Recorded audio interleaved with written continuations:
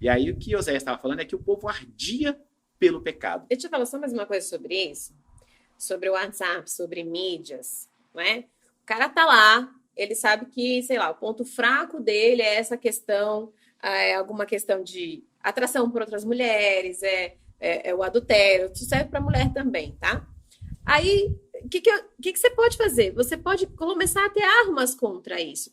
Bota uma foto sua com sua mulher, bota uma foto sua com seu marido, com seu filho. Nossa foto de WhatsApp é assim, né? Assim, se posiciona. Ninguém sabe se o WhatsApp é meu ou é da Tati, porque é uma foto de nós dois juntos. Se posiciona. Porque o diabo, ele vem na madrugada que você brigou com seu marido. Ele não vem quando tá tudo bem, tudo tranquilo. Olha, você tem que ser inteligente, porque o nosso inimigo é inteligente. Ele pode ter um monte de defeito, mas burro não é um deles, sabe? Então é isso que Tati falou. Que hora que a pessoa que é muito forte e não cai nunca numa coisa dessa, pode cair? Uma hora que ela tá fragilizada. Uma hora em que, por exemplo, ela teve uma briga muito feia com o marido ou com a mulher, ou que ouviu uma coisa muito ruim que não gostaria de ter escutado, ou a pessoa está com autoestima muito baixa e aparece alguém elogiando, impressionante, né? Aí vai aparecer alguém elogiando, falando bem. Tem uma amiga nossa que aparece as espertinhas. Aparece as espertinhas e fala assim, mas você, uma pessoa como você, como é que a sua mulher está fazendo isso com você? Não pode. E aí você vai lá, bobinho, cair na conversa da espertinha. E aí você também, bobinha, cair na conversa do espertinho. Você tem que se posicionar. Você tem que se posicionar. Entenda que você tem que ser inteligente. Aqui a gente está falando de uma metáfora que foi escrita aqui há muito tempo, mas que serve para todos nós, porque a Bíblia ela é atemporal, ela é o nosso manual de vida. Então não bota lenha nessa fogueira.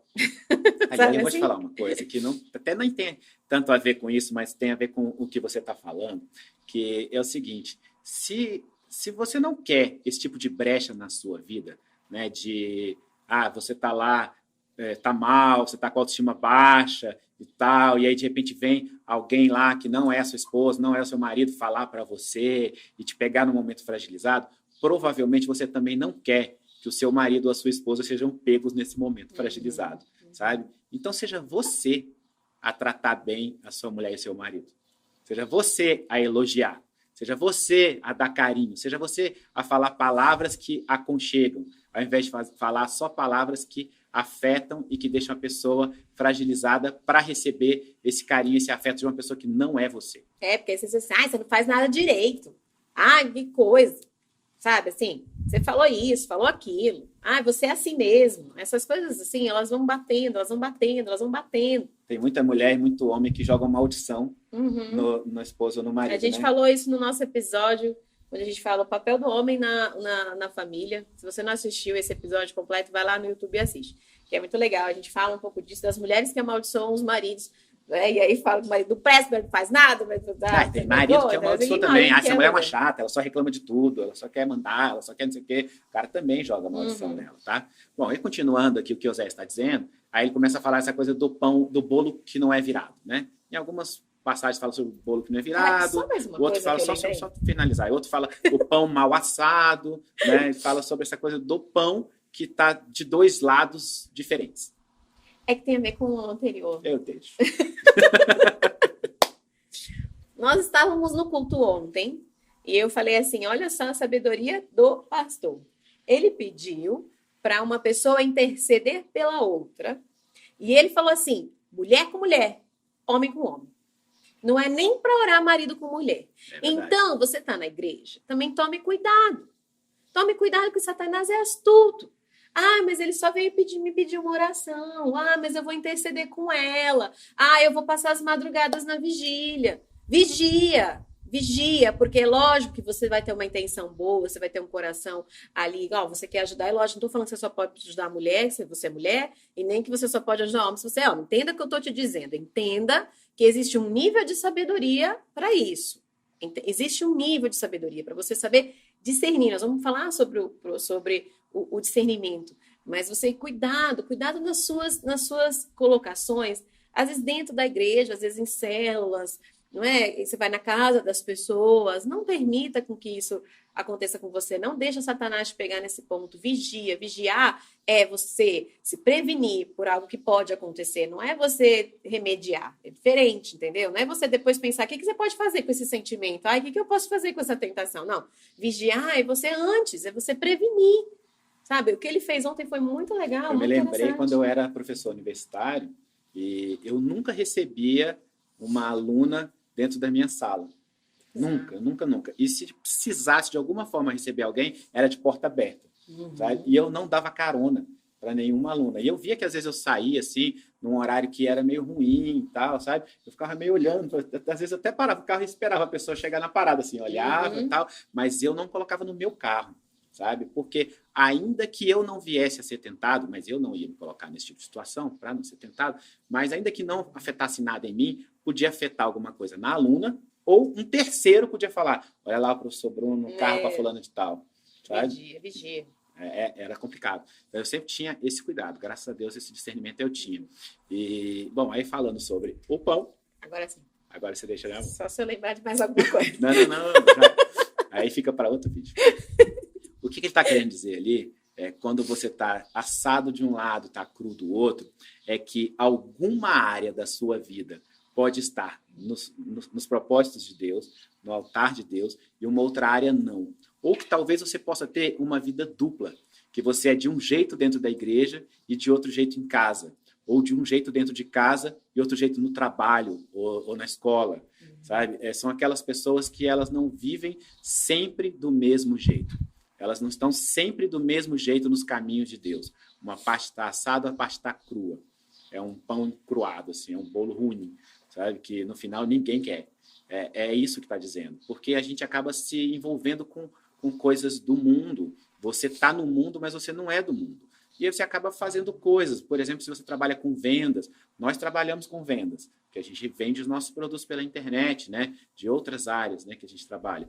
E a gente vê pessoas que fazem as mesmas coisas, que também trabalham com produtos digitais, com cursos online, por exemplo, mentindo uma série de coisas, né? Mente no e-mail, mente na página de venda, mente no vídeo de venda e tal.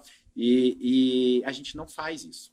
A gente não faz isso porque a gente tem esse discernimento de que a gente está ali no mundo, mas a gente não é do mundo.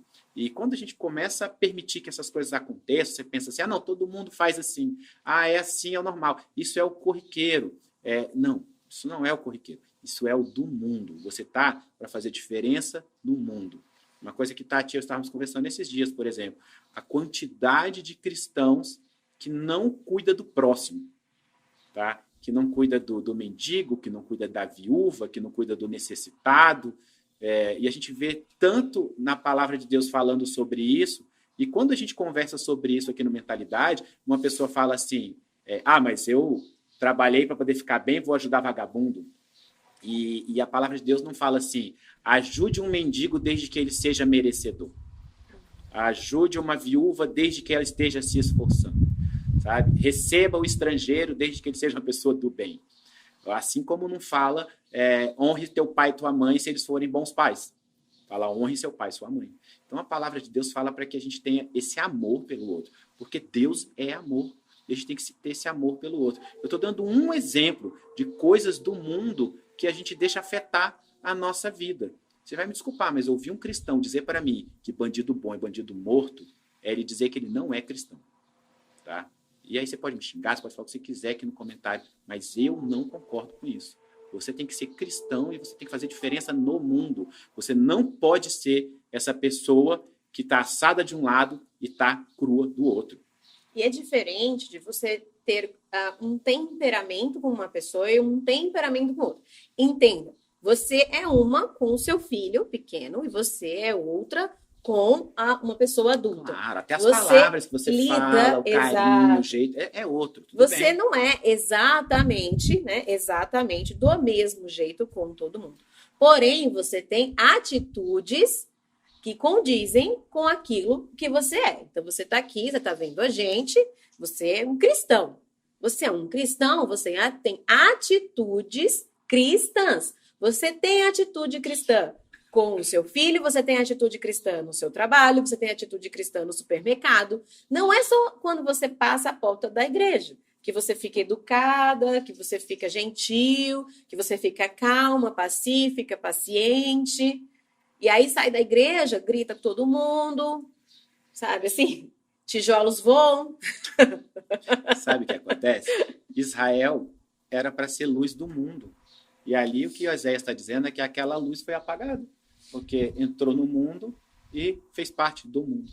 Mas ao invés de ser luz do mundo, iluminar, levar outras pessoas para seguirem o seu exemplo, quererem mudar a atitude delas, segundo a sua, mudou a sua. E olha, eu já caí nessa. Sim. Eu precisei passar por um processo grande de Deus me trazer de volta, tá? Um dia eu posso falar mais sobre meu testemunho de vida aqui e tudo, mas eu passei por isso, porque o Senhor fez uma promessa na minha vida, que ia me colocar entre os grandes, para que eu pudesse ser luz ali no meio dos grandes. E o Senhor me abençoou profissionalmente, financeiramente, muito. E quando me colocou no meio dos grandes, eu me tornei um deles. E aí eu tive que fazer todo um processo de volta. Não precisa passar por isso na sua vida. Não deixe isso acontecer. Que você seja a luz no mundo. E aí hoje eu tenho muito orgulho de poder dizer que no meio dos grandes eu tenho uma atitude de cristão. E eu não sou mais como eles.